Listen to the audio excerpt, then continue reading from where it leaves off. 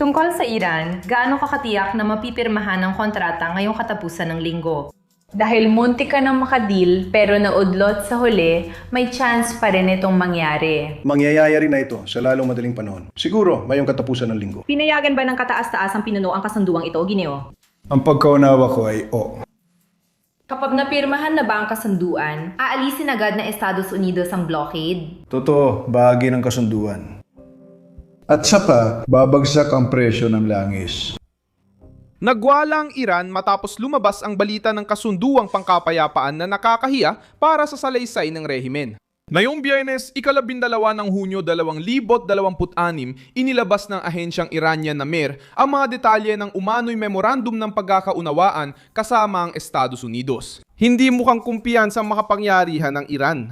Lumalabas itong humingi ng agarang kaluwagan, humiling ng akses sa mga nakapirming pondo, humiling ng suspensyon ng mga sanksyon at humiling ng pagtigil ng pressure ng militar. Iniiwasan nila ang mga paksang nagpapakita ng kanilang kahinaan. Hinigpitan ni Trump ang pagkubkob dahil ang ekonomikong presyon, blockade sa Golpo at paghihigpit sa kipot ng Hormuz ay nagtulak sa rehimen na maghanap ng negosasyong solusyon.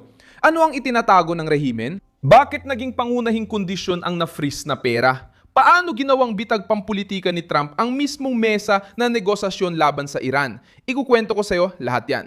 Kung gusto mo ng ganitong klaseng diretsong content na walang paligoy-ligoy, mag-subscribe ka na dahil araw-araw may ganitong video dito. Ang pagtagas ng impormasyon na inilatala ni MER ay nagsasabing may memorandum na may 14 na artikulo. Ang bersyon na iniugnay sa mga mapagkukunan na malapit sa kopo ng Iranian ay binanggit ang tigil putukan sa iba't ibang mga front. Pangako ng Estados Unidos na hindi makikialam sa panloob na usapin ng Iran, pagsuspinde ng mga parusa, pagbubukas ng kipot ng Hormuz, pag-atras ng puwersang Amerikano sa paligid at bagong pag-uusap tungkol sa nuklear. Sa propaganda ng Tehran, lumalabas itong pakikipagtulungan at tagumpay. Sa praktika, ipinapakita nito na sinusubukan ng rehimen na makakuha ng mga garantiya bago tanggapin ang isang negosasyon na isinilang sa ilalim ng presyon. Ang dokumento ay hindi pa lumalabas bilang pinal na kasunduang pinirmahan at ipinahiwatig ng mga autoridad ng Iran na kailangan pang dumaan ang teksto sa pagsusuri at pag-apruba ng mga kinauukulang ahensya. Sinusubukang kontrolin ng opinyon ng publiko bago pa umabot sa mga lansangan ng Iran ang politikal na gastos ng negosasyon. Pumasok si Trump sa kwentong ito na parang siya ang nagpapanatili ng presyon hanggang sa humingi ng kaunting ginhawa ang kalaban. Kumikilos ang pamahalaan ng Amerika para gawing kontroladong pahinga ang memorandum na magpapasimula ng negosyasyong nuklear, muling pagbubukas ng kipot ng Hormuz at kontrol sa na-freeze na pera. Ang pagkakaiba ng dalawang bersyon ay naroon mismo. Gusto ng Iran na ipakita ang pagsuspinde ng mga parusa bilang tagumpay. Binabago nito ang lahat. Kung ang pera ay hindi malayang na ilalabas, ang pondo'y pinag-uusapan pa sa mga yugto at ang pagbubukas ng Hormuz ay obligasyon ng rehimen, ang di umani tagumpay ng Iran ay nagiging konsesyon na mahirap ipagtanggol. Pinakamahalagang bahagi ng pagtagas ay ang paggiit sa pagpapalaya ng na-freeze na pondo. Matagal nang hinihiling ng mga autoridad ng Iran na agad palayain ang kalahati ng na-block na halaga kapag may kasunduan. May mga source na nagsabing may alitan sa bilyon-bilyong dolyar na nakatingga sa mga banyagang bangko at gusto ng Iran ng mabilis na access dito. Nais ng Estados Unidos na ilabas ito ng paunti-unti gamit ang mas mahigpit na mekanismo at para lang sa piling pangangailangan. Mahalaga ang pagkakaibang ito. Hindi humingi ng pera ang Tehran dahil komportable sila. Umihingi sila dahil ramdam ng ekonomiya ang bigat ng parusa, digmaan, pagkakabukot at hirap magbenta ng langis na may kaakibat na problemang pampulitika.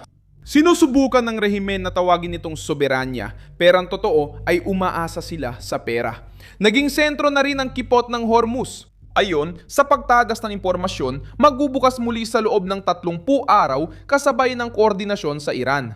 Hindi lang ito technical na detalye. Kung pumayag ang Iran na pag-usapan ng muling pagbubukas, inaamin nilang umabot na sa limitasyon ang kanilang estratehiyang hadlangan ng pandaigdigang paglalayag. Sinubukan ng Tehran gawing alas ang Hormuz. Ginamit naman ni Trump ito bilang patunay na dapat umatras ang rehimen para hindi nila mag-isa pasanin ang krisis. Ipinapakita ng probisyon ng parusa sa langis ang parehong galaw. Gusto ng Iran magbenta, tumanggap at makahinga. Alam ito ni Trump. Hindi dapat ituring na libreng regalo ang usapan ng parusa. Sa politika, pang-ipit ang mga parusa. Pinag-uusapan ng Washington ang pagluwag dahil naging epektibo ang kanilang paraan.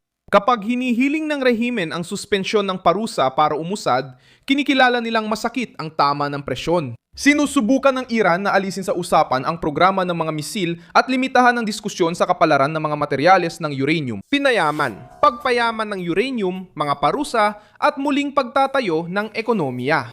Para sa Tehran, tagumpay ang pagtanggal ng mga misil at suporta sa mga kaalyadong grupo sa agenda.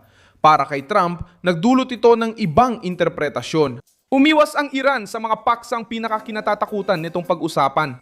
Kapag pumipili ang rehimen ng usaping isasama sa negosasyon, lumalabas ang kanilang pinakamarurupok na bahagi.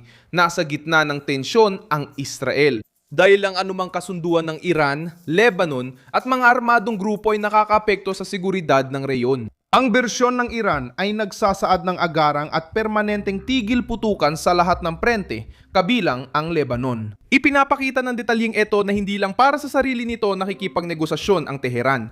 Pinoprotektahan ng rehimen ang kanilang network ng impluensya at binabawasan ang pagkapagod ng mga kaalyado sa rehiyon. Kapag binagsama ng Iran ang Lebanon at mga grupong panlaban sa isang usapan, inaamin nilang nakadepende ang kanilang panlabas na pulisya sa magkakahiwalay na prente. Si Trump sa pagilan ng kasunduan sa mas malawak na estruktura ay pinipilit ang Tehran na isulat sa papel ang mga bagay na dati nilang ginagawa sa anino. Isa pang bahagi ng pagtagas ay tumutukoy sa muling pagtatayo ng Iran na tinatayang aabot sa hindi bababa sa $300 bilyong. Ang kahilingang ito ay politikal na napakadelikado.